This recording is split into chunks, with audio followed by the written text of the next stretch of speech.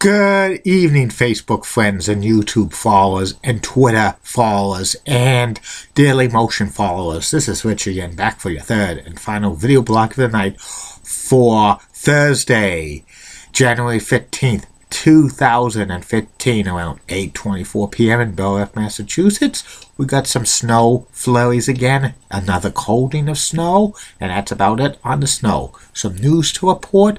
The Boston Celtics traded Austin Rivers to the Los Angeles Clippers, so Austin's going to be playing with his father, Doc Rivers. The Izon Center in East Rutherford for New Jersey is going to be closing down soon. No more events there, period. And also the WEEI Sports Radio 93.7 has announced they signed Dale Arnold, midday host, to a new contract extension. And that's about it on the news. My third and final video blog subject of the night is my personality profile. My personality profile tonight is about the best commissioner in sports history of all of sports. I'm talking about the late, great Pete Rozelle, who was NFL commissioner for 29 years. He made the NFL a league that was, also ran in the world of sports to make it the most premier sports league in all the world. Pete Rozelle was born in Southgate, California, and he grew up in Linwood, California. He played high school basketball and baseball. He was on the baseball team with future baseball Hall of Famer Duke Snyder, outfielder. And he graduated from high school in 1944. He joined the U.S. Navy that year to serve in World War II. He got discharged in 1946. And he went to community college in Compton, California. He also worked part-time for the Los Angeles Rams in the National Football League in the PR department.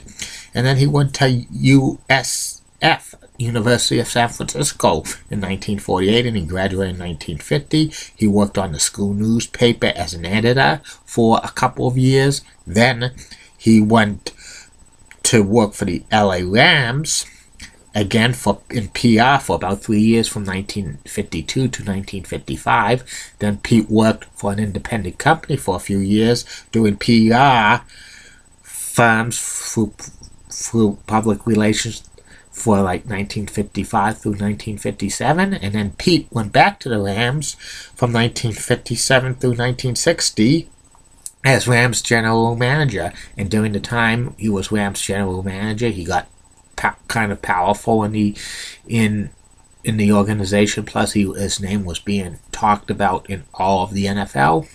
And in 1960, the NFL owners voted Pete Rozelle in as commissioner of the National Football League, and for the next 28 years or so, he presided over the National Football League. In 1960, the National Football League only had 12 teams.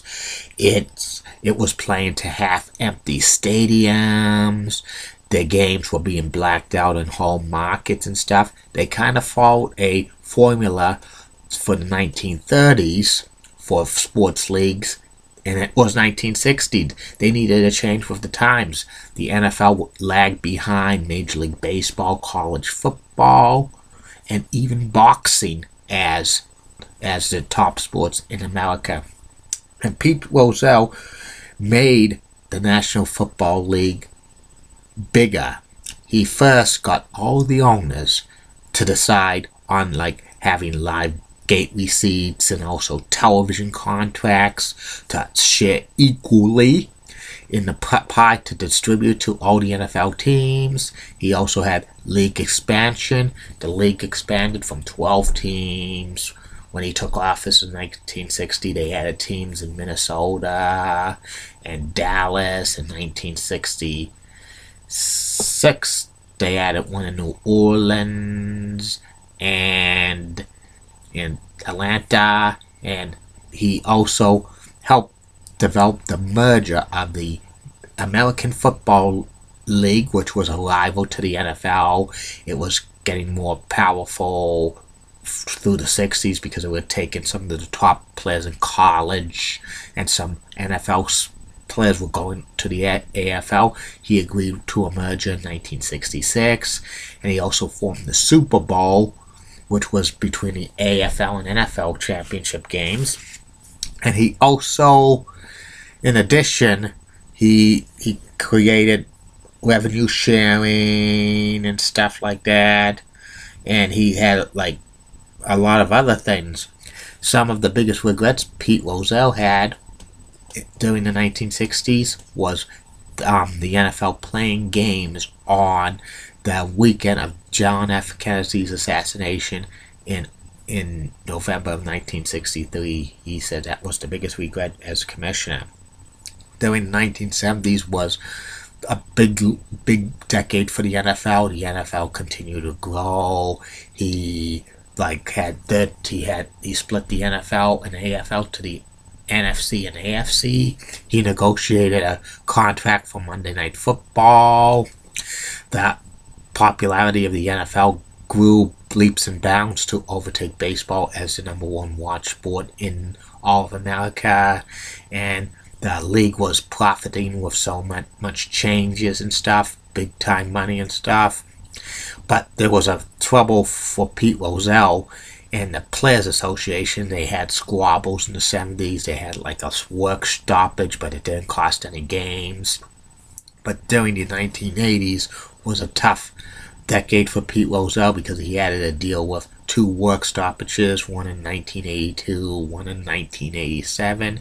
He also had to deal with Al Davis, who was the owner of the Oakland Raiders, but he moved the Oakland Raiders to Los Angeles. Plus, he had legal problems with Pete Rozelle. Also, Pete Rozelle had to deal with another rival football league called the USFL, which the USFL started in the spring of 1983. It was a little bit successful, but they wanted to play on Sundays to face off against the NFL during the fall and winter months, but it never happened because it was impossible. The USFL filed lawsuit against the NFL. The USFL won, but the USFL only got $3.